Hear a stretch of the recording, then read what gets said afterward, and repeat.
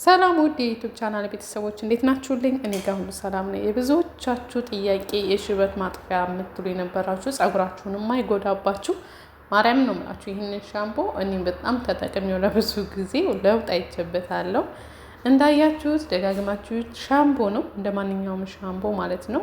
በነገራችን ላይ የተለያየ ከለር አለው፣ ብራውን፣ ቀይ ምናምን ማድረግ የምትችሉት ማለት ነው። ይሄ ግን ጥቁሩ ነው፣ ብላክ ከለር ሻምፖ ነው የሚለው እና ብዙ ጊዜ ሞከርኩት። ወደ መጨረሻ ላይ ታዩታላችሁ ደግሜ ስጠቀም ሻምፖ ኦልሬዲ አልቋል። 500 ሚሊ ነው ግን አልቋል እና በደንብ ተጠቅሜዋለሁ ማለት ነው። እና ጸጉሬንም እንደምታዩት ምንም አይነት ጉዳት የለውም። እኔ ሽበት የለኝም ግን ጸጉሬ ላይ ትኩረት በጣም ነው የምወደው እና ጥቁር እንዲሆንልኝ እፈልጋለሁ። በዛ ላይ ደግሞ ሻምፖውን ሞክሬ ደግሞ ወደ እናንተ ለማምጣትም ባህሪ ላላችሁ ደግሞ ወደ ቢዝነስም ለመቀየር ሞክሬ ይሄው ዛሬ ይዤላችሁ መጥቻለሁ ማለት ነው። በጣም አሪፍ ነው። እንዳያችሁት ኦልሬዲ እያለቀ ነው ማለት ነው። እንግዲህ ብዙዎቻችን ሻምፖ እንጠቀማለን፣ ማንኛውንም ሻምፖ ማለት ነው። ይሄ የፀጉር ከለር ሻምፖም ከየትኛውም ሻምፖ የተለየ ኬሚካል የለውም። በእርግጥ የትኛውም ፈሳሽ ሻምፖዎች ኬሚካል አላቸው፣ ግን ደግሞ ለፀጉራችን የማይጎዱና አሪፍ የሆኑ ሻምፖዎችም አሉ። ቀለም ከመቀባት ይልቅ ይሄን ነገር በጣም አሪፍ ሆኖ አግኝቼዋለሁ ለኔ ማለት ነው። እናንተም እንድትጠቀሙት ነው የምመክራችሁ። አብዛኛው አረብ ሀገር ላይ አለ። ኢትዮጵያ ውስጥ ይኖር አይኖር እርግጠኛ አይደለሁም። አረብ ሀገራት ላይ ግን አብዛኛው ቦታ አለ። ሁሉም ቦታ ላይ ይኖር አይኖር አላወኩም ለማውራት። ግን እኔ ቅባት የምገዛበት የቅባት ግብአቶችን የምገዛበት በብዛት የፀጉር ነገሮችን ስለ ፀጉር ትሪትመንት ብዙ ስነ ውበት ላይ ስለሆነ የሚሰራው እንትኑ ማለት ነው። ለዛ ነው አዳዲስ ነገሮችን ሲመጡ ያሳውቀኛል ማለት ነው። እና እሞክራለሁ። እኔም እንግዲህ ፀጉሬ ላይ እሞክረዋለሁ። እንደምታዩት ፀጉሬ ላይ ምንም አይነት ችግር አላመጣም። ምንም ያየሁበት እንትን ያለ ነገር የለውም። እንደምታዩት ነው። ኦልሬዲ እንደ ሻምፖ ነው። ምንድነው የምታደርጉት? ፀጉራችሁን መጀመሪያ በሌላ ሻምፖ በምትጠቀሙት ሻምፖ ጽድት ታረጉትና ትታጠቡታላችሁ። ጽድት አድርጋችሁ ከታጠባችሁት በኋላ በፎጣ አድርቃችሁ ውሃውን እኔ እንዳያችሁት እርጥብ ነበር ፀጉሬ፣ ውሃ ግን አድርቄው ነበር በፎጣና በፎጣ ካደረቃችሁት በኋላ ይህንን ሻምፖ በደንብ አድርጋችሁ ትቀቡታላችሁ።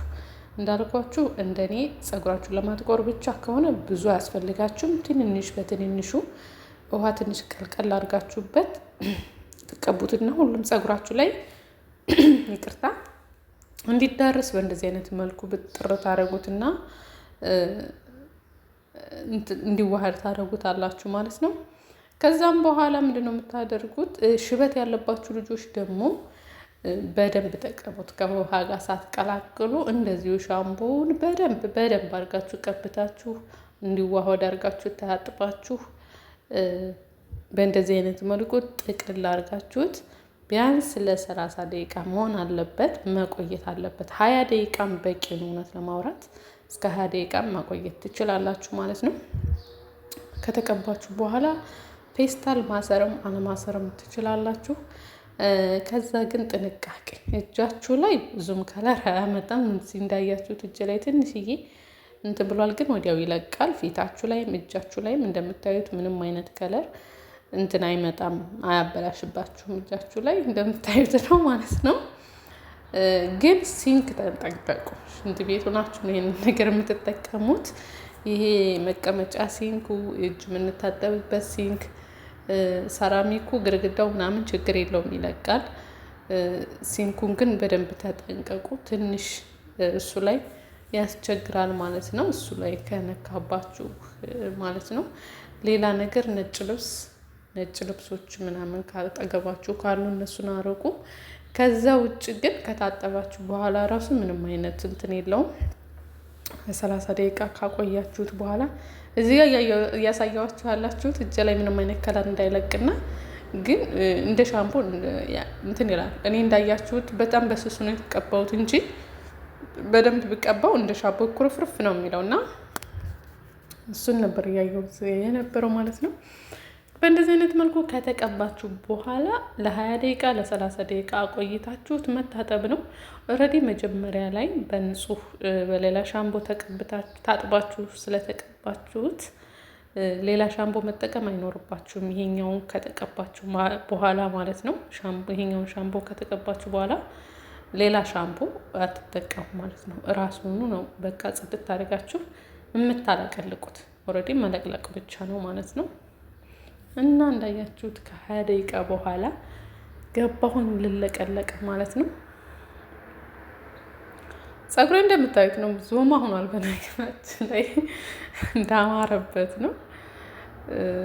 ከለሩ እንዳያችሁት ነው። አያችሁት? ከለር አለው። ሽታ አይረብሽም። ምንም አይነት ሽታ የለውም ማለት ይቻላል። እውነት ለማውራት ምንም አይነት ሽታ የለውም።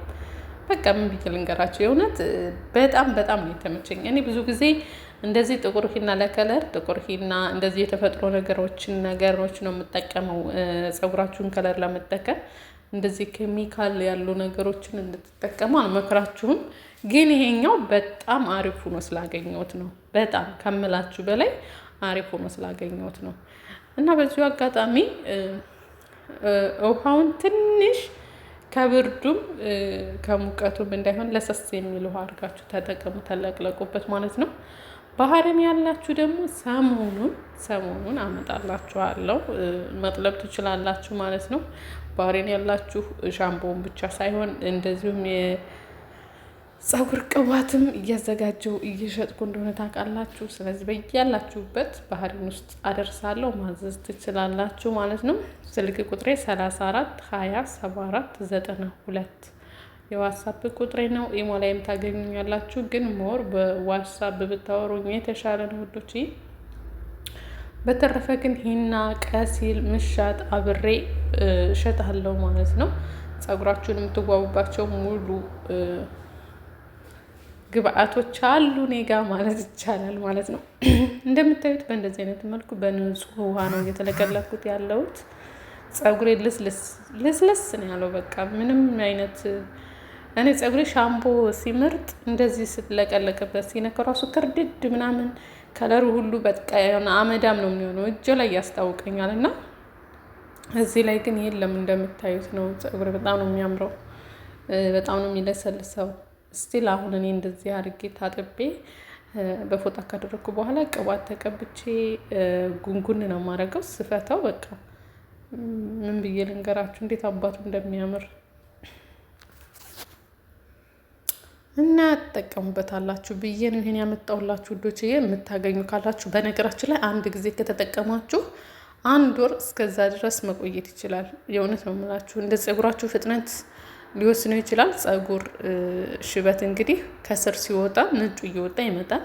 ያ ብዙዎቻችሁ ደግሞ ፀጉር ሽበት ያጠፋል ስትባሉ ከስር ከመሰረቱ ይመስላል የሚመስላችሁ ብዙ ናችሁ። ግን እንደዛ አይደለም። ከላይ የወጣውን ብቻ ነው የሚያጠቁርላችሁ እንጂ ከስር የሚወጣውን ተፈጥሮን ማንም ማጥፋት አይቻልም። በተረፈ ወዳችኋለሁ። ቤቴን ሰብስክራይብ አድርጉ። ባይ ባይ። በሌላ ቪዲዮ እንገናኝ።